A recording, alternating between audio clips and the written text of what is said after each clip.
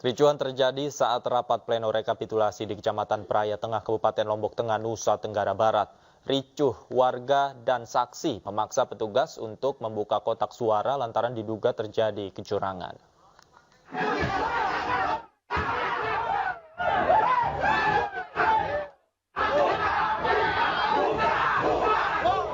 Rapat pleno rekapitulasi di Kecamatan Praia Tengah, Kabupaten Lombok Tengah, Nusa Tenggara Barat ricuh lantaran adanya dugaan kecurangan yang terjadi di TPS Mengadang, yakni di TPS 4 dan TPS 6. Kericuhan berawal ketika para saksi memaksa untuk membuka kotak suara dengan alasan mencegah terjadinya penggelembungan suara dan berujung bentrok dengan petugas. Kami hanya minta untuk dibuka kemudian TPS 6 ini sebagai sampel saja. TPS 6 di mana? TPS 6 Pengadang ini kita harus buka.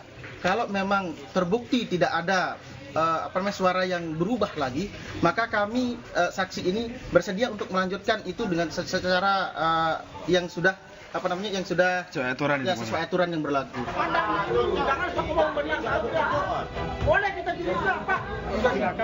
Akibat kejadian ini, proses pleno rekapitulasi untuk TPS Pengadang dihentikan sementara. Sementara KPU Lombok Tengah masih menunggu rekomendasi dari Bawaslu untuk mengabulkan permohonan para saksi.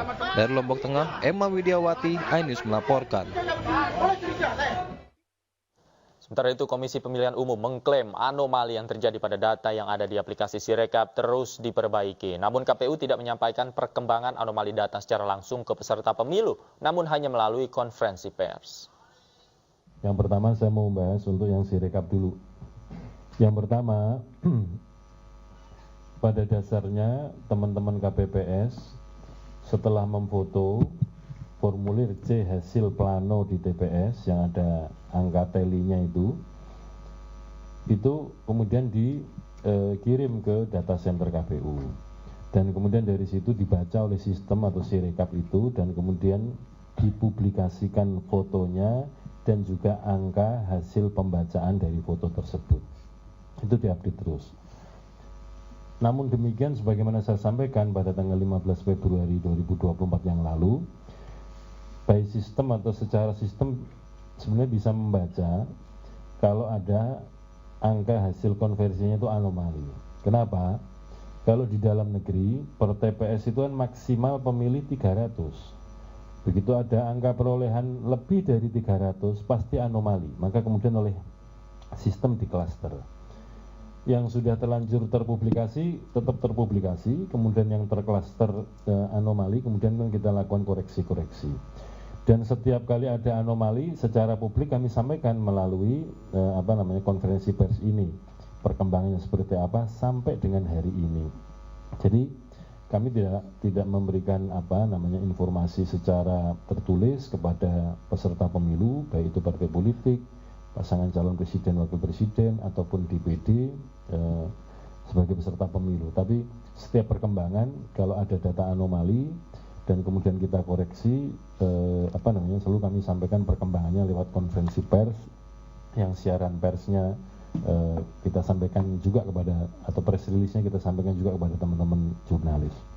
Perlakuan kami sama, semuanya juga demikian. Jadi semuanya melalui informasi publik yang kita sampaikan melalui siaran pers dan juga konferensi pers. Bawaslu menggelar konferensi pers terkait temuan dugaan dan laporan pelanggaran yang terjadi selama proses pemilu 2024, termasuk laporan tindak pidana pemilu yang diproses oleh Sentra Gakumdu. Kami menerima 1.271 laporan, 650 temuan. Ini terbagi atas pelanggaran administrasi, dugaan pelanggaran administrasi, dugaan tindak pidana pemilu, dugaan pelanggaran kode etik penyelenggara pemilu, dan juga dugaan pelanggaran hukum lainnya. Kemudian yang diregistrasi ada 482 laporan dan 541 temuan. Ada 104 temuan belum diregistrasi. Ya, semakin ramai nih di depan ya. Kemudian hasil penanganan pelanggaran 479 pelanggaran, ada 324 bukan pelanggaran ya. 69 pelanggaran administrasi, 39 pelanggaran dugaan tindak pidana pemilu, dan 125 pelanggaran hukum lainnya. di tahun 2024 sampai dengan hari ini kita ada laporan temuan sebanyak 322, kemudian 149 proses kajian, 108 dihentikan, dan 65 kasus ditangani oleh kepolisian. Dalam hal ini kepolisian baik itu di Bareskrim maupun di Polda Jajaran. Adapun sampai dengan saat ini terhadap 65 kasus tersebut, 16 perkara masih dalam proses penyidikan, 12 perkara dihentikan atau di SP3, kemudian 37 perkara ini sudah tahap 2 dan sudah ada beberapa sudah vonis dan ingkrah. Meski Presiden dan Wakil Presiden baru belum resmi terpilih, namun program besutan Capres Prabowo Subianto makan siang gratis mulai dibahas di sidang kabinet. Program ini rencananya dimulai tahun 2025 dengan anggaran tahap awal hingga 120 triliun rupiah per tahun.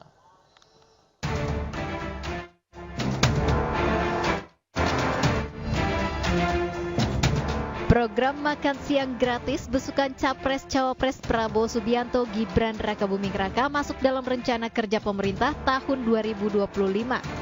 Anggaran makan siang gratis dipatok Rp15.000 per anak.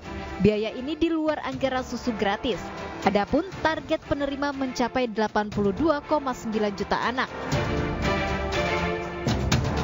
Meski Capres-Cawapres baru belum resmi terpilih, namun program ini sudah mulai dibahas pada sidang kabinet di Istana Kepresidenan Senin kemarin. Menurut Menteri Kesehatan Budi Gunadi Sadikin, makan gratis sebenarnya sudah menjadi budaya di Indonesia. Pemerintah hanya ingin memformalkan sebagai sebuah kebijakan. Itu belum dibicarakannya, tapi buat teman-teman kan ingat, di sekolah-sekolah kan makan, atau di pesantren kan orang terbiasa diberikan makan. Jadi perilaku atau budaya makan bersama atau makan gratis ini sebenarnya dalam kehidupan sehari-hari masyarakat Indonesia sudah terjadi. Anggaran segitu sesuai nggak sih Pak dengan program isi piring itu Pak? Kalau anggaran yang 15 yang mereka pasti lebih besar dugaan saya, karena makanya lebih banyak. Isi piring itu kan untuk 5 tahun ke bawah. Tapi 15.000 cukup nggak sih Pak untuk pemenuhan gizi anak gitu loh Pak, tingkat anak-anak? Saya tanya wartawan kalau makan 15.000 kenyang apa enggak? Kalau di Jogja cukup. Makan siang gratis rencananya akan dimulai tahun 2025 secara bertahap. Untuk tahap awal saja, program ini membutuhkan anggaran hingga 120 triliun rupiah per tahun.